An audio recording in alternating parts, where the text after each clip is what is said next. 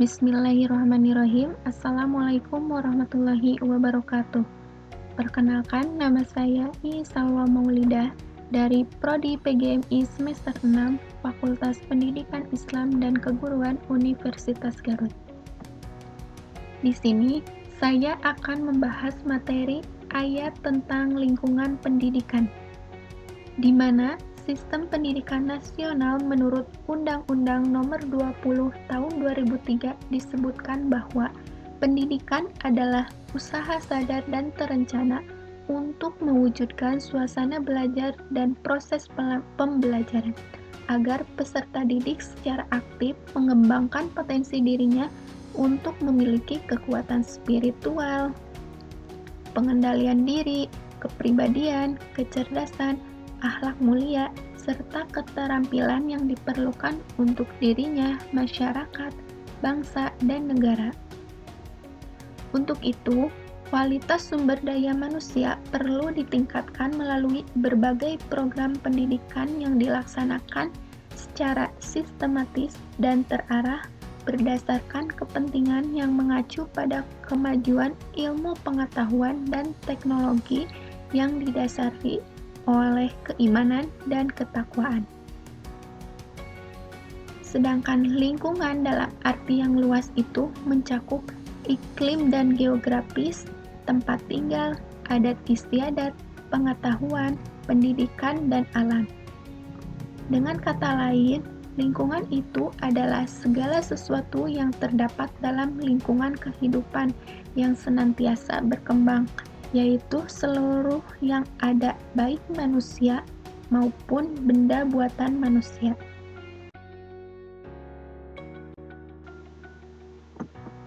Kemudian ada pengertian lingkungan pendidikan.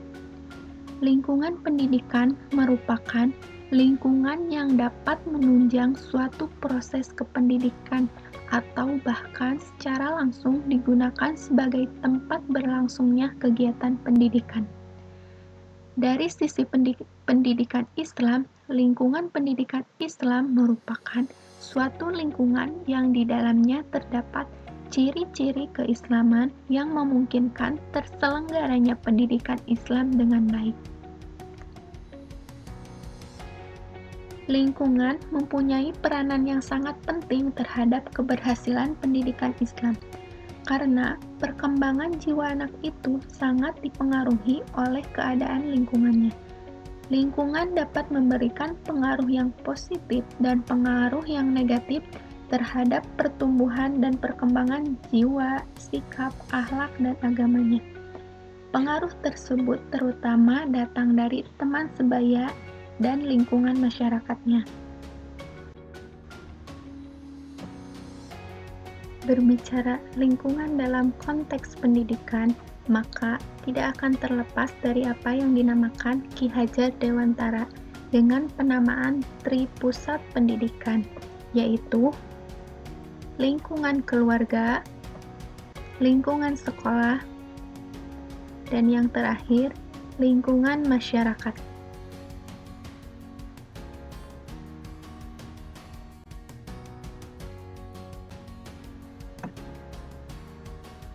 Yang pertama, lingkungan keluarga.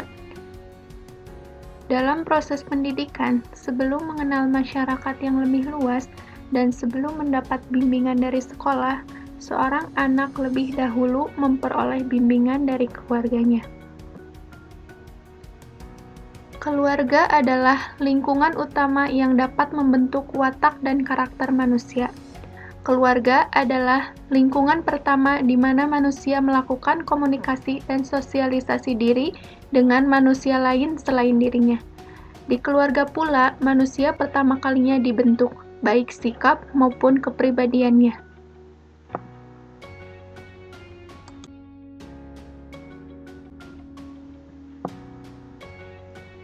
Nah, di sini ayat Al-Quran yang membahas tentang lingkungan keluarga, salah satunya dalam Quran Surat At-Tahrim ayat 6.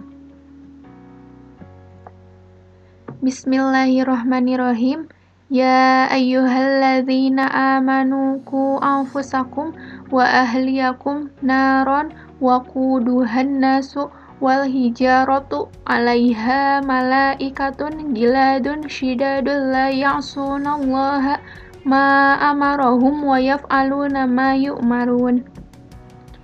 Yang artinya, hai orang-orang yang beriman, peliharalah dirimu dan keluargamu dari api neraka yang bahan bakarnya adalah manusia dan batu. Penjaganya malaikat-malaikat yang kasar, keras, dan tidak mendurhakai Allah terhadap apa yang diperintahkannya kepada mereka, dan selalu mengerjakan apa yang diperintahkannya.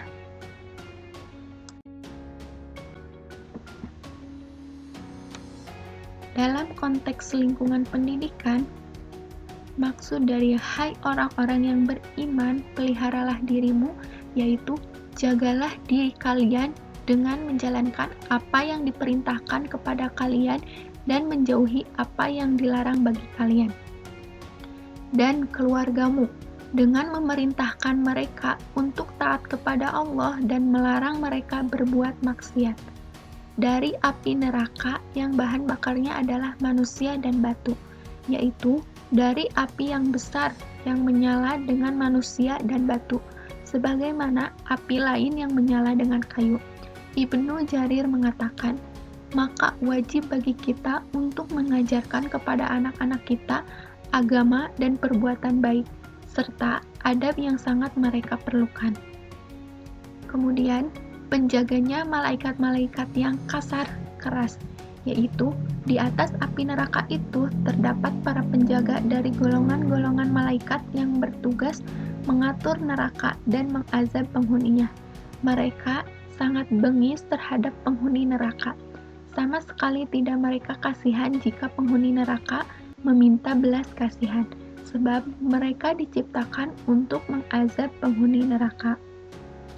Kemudian, dan tidak mendurhakai Allah terhadap apa yang diperintahkannya kepada mereka, yaitu tidak menyelisihi perintah Allah, dan selalu mengerjakan apa yang diperintahkan, yaitu melaksanakan perintah itu segera tanpa menundanya, dan mereka mampu untuk menjalankan perintah itu. Nah, dari ayat di atas menggambarkan bahwa dakwah dan pendidikan harus bermula dari rumah atau keluarga. Walau secara redaksional, ayat tersebut itu tertuju kepada kaum pria atau ayahnya. Tetapi, itu bukan hanya tertuju kepada mereka. Ayat ini juga tertuju kepada perempuan dan laki-laki, atau ayah dan ibu.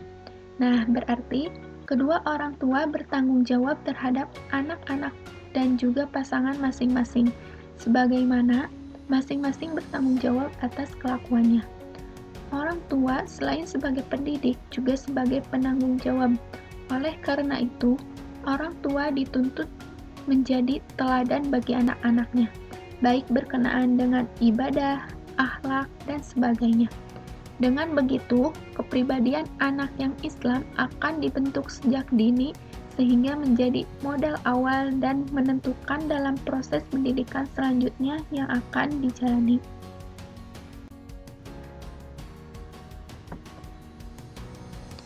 Kemudian ada fungsi keluarga dalam lingkungan pendidikan Islam. Yang pertama, sebagai institusi sosial. Maksudnya, di sini orang tua itu berkewajiban mengembangkan fitrah dan bakat yang dimiliki anaknya. Yang kedua, sebagai institusi keagamaan. Nah, dalam mempengaruhi proses sosialisasi orang tua, bisa menggunakan beberapa metode untuk mendidik anaknya. Misalnya, melalui kebiasaan seperti mengucapkan basmalah sebelum melakukan suatu perbuatan, mengucapkan hamdalah sebagai ucapan rasa syukur. Ada juga praktik dan latihan. Kemudian ada keteladanan, ada perintah dan larangan, dan ada ganjaran dan hukuman.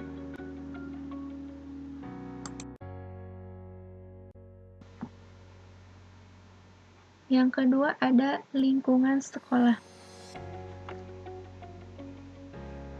Kegiatan pendidikan pada mulanya dilaksanakan dalam lingkungan keluarga dengan menempatkan ayah dan ibu atau orang tua sebagai pendidik utama. Dengan semakin dewasanya anak, semakin banyak pula hal-hal yang dibutuhkan untuk dapat hidup di dalam masyarakat secara layak. Orang tua memerlukan bantuan dalam mendidik anak-anaknya supaya dapat hidup berdiri sendiri secara layak di tengah-tengah masyarakat tanpa menggantungkan diri kepada orang lain. Sekolah adalah sebuah lembaga yang dirancang untuk pengajaran siswa atau murid di bawah pengawasan guru. Dengan demikian, lingkungan sekolah dapat diartikan segala sesuatu yang tampak dan terdapat di sekolah, baik itu alam sekitar maupun setiap individu yang berada di dalamnya.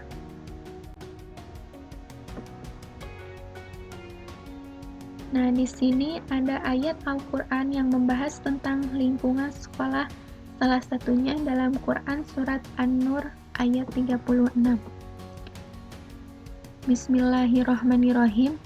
Fi buyutin azinallahu an turfa'a wa yudhkara fiha ismuhu yusabbihu lahu fiha bil guduwi wal asal. Yang artinya, bertasbih kepada Allah di masjid-masjid yang telah diperintahkan untuk dimuliakan dan disebut namanya di dalamnya pada waktu pagi. Dalam konteks lingkungan pendidikan, maksud di masjid-masjid yaitu lentera-lentera tersebut di dalam masjid, Allah telah memerintahkan untuk dimuliakan, yaitu dibangun dengan tinggi dan megah serta dimuliakan dan disucikan dari segala najis dan kotoran. Dan disebut namanya di dalamnya, yaitu dengan azan, tasbih, dan zikir lainnya. Masjid-masjid adalah bangunan yang terbaik di muka bumi. Kemudian bertasbih kepada Allah pada waktu pagi dan waktu petang, yaitu di awal-awal dan akhir-akhir siang. Nah, dalam ayat tersebut dijelaskan bahwa lingkungan sekolah bisa diumpamakan dengan rumah Allah atau masjid. Karena pada zaman permulaan Islam, masjid dijadikan tempat beribadah, memberi pelajaran, tempat peradilan, tempat berkumpulnya tentara, dan tempat untuk menerima duta-duta dari luar negeri. Sekolah atau dalam Islam disebut madrasah merupakan lembaga pendidikan formal, juga membentuk kepribadian anak didik yang islami. Secara historis, keberadaan sekolah merupakan perkembangan lanjutan dari masjid. Fungsi sekolah pada saat ini sebagai media realisasi pendidik berdasarkan tujuan pemikiran, akidah, dan syariah dalam upaya mentauhidkan sehingga terhindar dari penyimpangan fitrahnya. Artinya, perilaku anak akan diarahkan agar tetap mempertahankan keagamaannya dan tidak menyimpang dari norma-norma Islam. Kemudian, apa perbedaan lingkungan keluarga dengan lingkungan sekolah? Yang pertama, suasana. Rumah adalah tempat anak-anak itu lahir dan kelahirannya juga disambut dengan sukacita. Kemudian, mereka diasuh oleh kedua orang tuanya dengan penuh kasih sayang. Sedangkan di sekolah, mereka akan menghadapi guru yang tidak mereka kenal dan kasih sayangnya juga tidak sedalam kasih sayang kedua orang tuanya. Kemudian, tanggung jawab. Di rumah, orang tua kandung mereka memiliki perhatian yang lebih terhadap perkembangan jasmani dan rohani anak-anaknya. Sedangkan di sekolah, guru hanya memiliki kewajiban untuk mendidik peserta didik.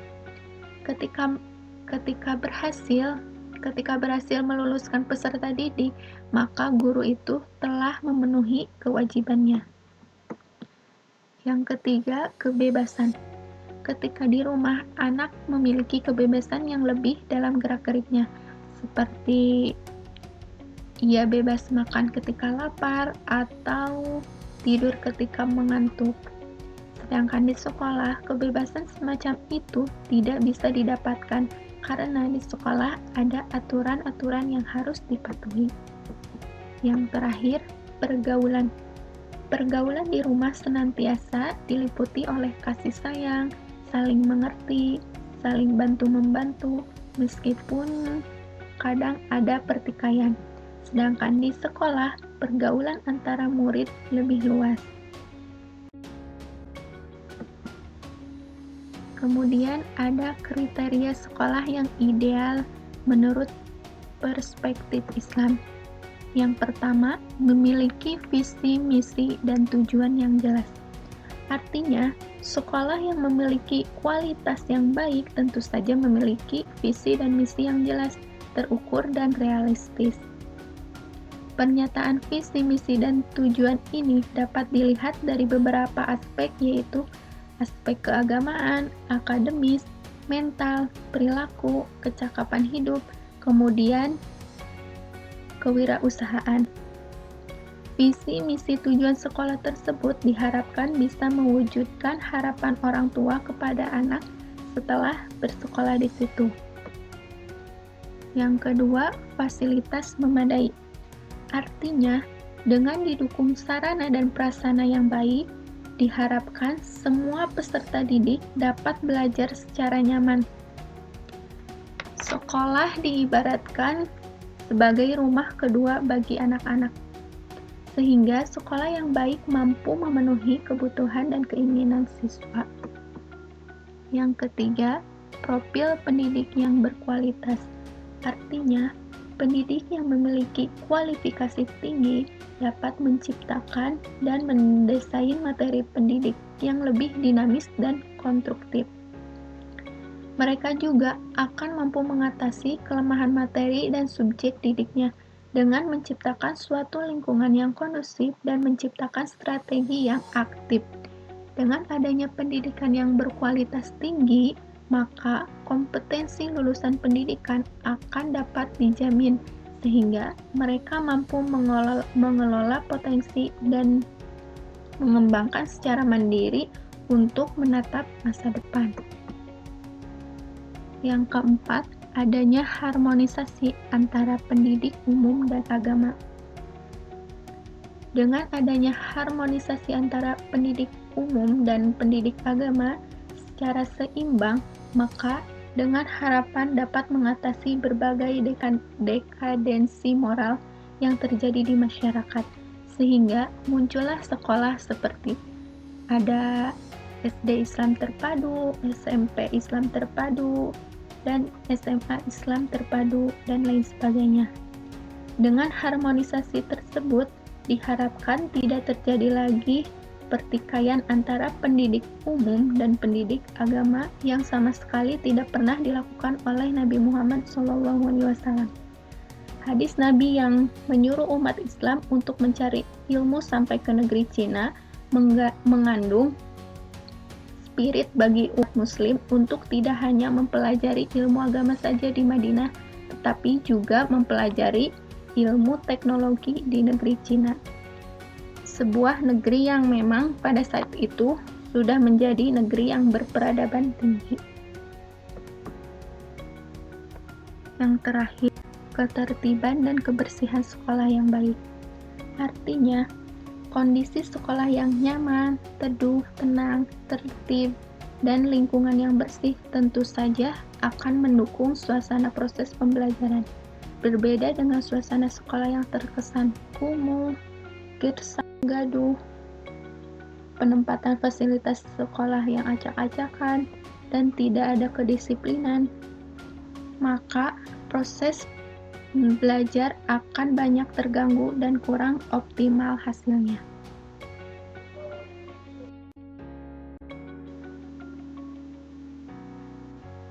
Kemudian yang terakhir, lingkungan masyarakat.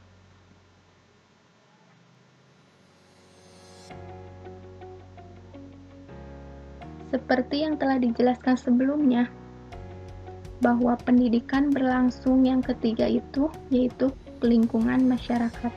Masyarakat mencakup sekelompok orang yang berinteraksi antara sesamanya saling ketergantungan dan terikat oleh nilai dan norma yang dipatuhi bersama. Masyarakat adalah kumpulan manusia yang membentuk suatu kelompok yang hidup bersama-sama dan saling membantu satu sama lain dalam hubungannya atau saling berinteraksi. Jadi, masyarakat adalah bentuk pengelompokan manusia yang menunjukkan aktivitas-aktivitas bersama yang tampak dalam interaksi di antara anggota-anggota kelompok tersebut, di mana kebutuhan-kebutuhan anggota kelompok hanya dapat dipenuhi dengan jalan berinteraksi dengan individu-individu lainnya.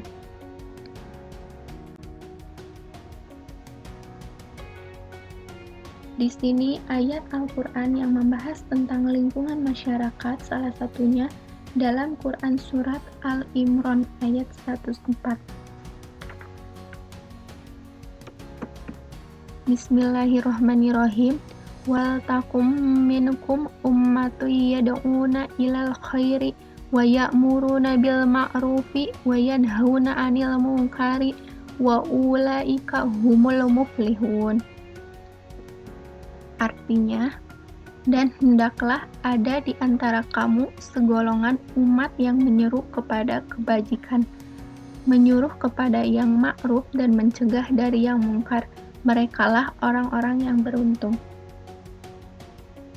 Nah, ayat tersebut menjelaskan bahwa jika tidak semua anggota masyarakat dapat melaksanakan fungsi dakwah, maka hendaklah ada beberapa orang melaksanakan fungsi dakwah untuk diteladani dan didengar nasihatnya.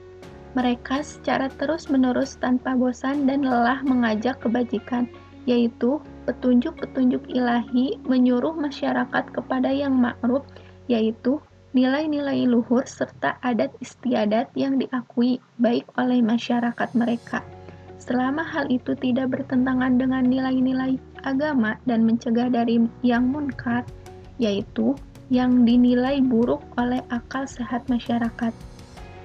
Perintah berbuat kebaikan dan melarang perbuatan buruk pada dasarnya menjadikan bumi sebagai tempat hidup manusia ini dengan aman dan makmur, sekaligus menghambat dan mentiadakan tradisi buruk yang merusak bumi. Perusakan di bumi dapat terjadi jika masyarakat telah melakukan tradisi buruk yang kemudian dianggap baik, yang dibiasakan bertahun-tahun, maka masyarakat telah membiarkan secara terus-menerus kegiatan yang bertentangan dengan fitrah kemanusiaan.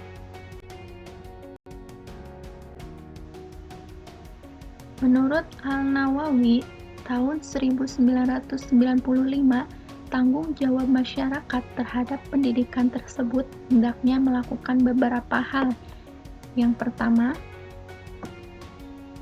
menyadari bahwa Allah menjadikan masyarakat sebagai penyuruh kebaikan dan pelarang kemungkaran atau amar ma'ruf nahi munkar. Yang kedua, dalam masyarakat Islam, seluruh anak-anak dianggap anak sendiri mendidik anak-anak yang ada di lingkungan mereka, sebagaimana mereka mendidik anak sendiri.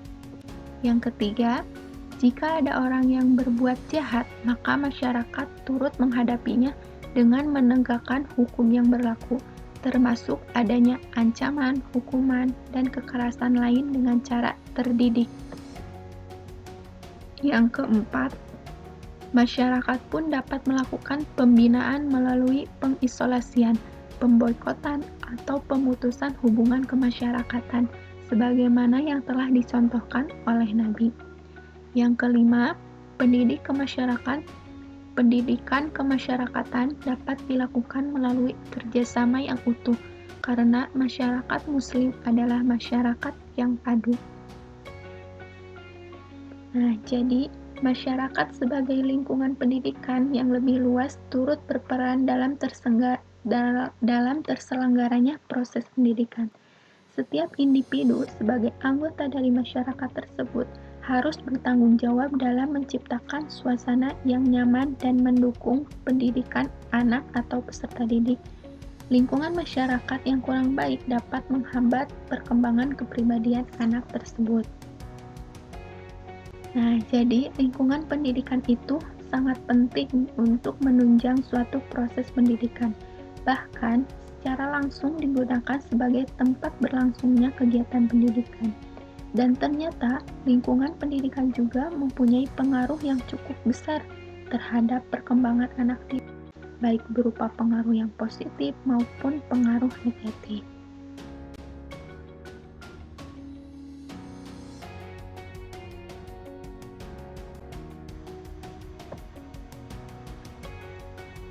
Mungkin itu yang dapat saya sampaikan. Mohon maaf apabila ada kekurangan. Terima kasih. Wassalamualaikum warahmatullahi wabarakatuh.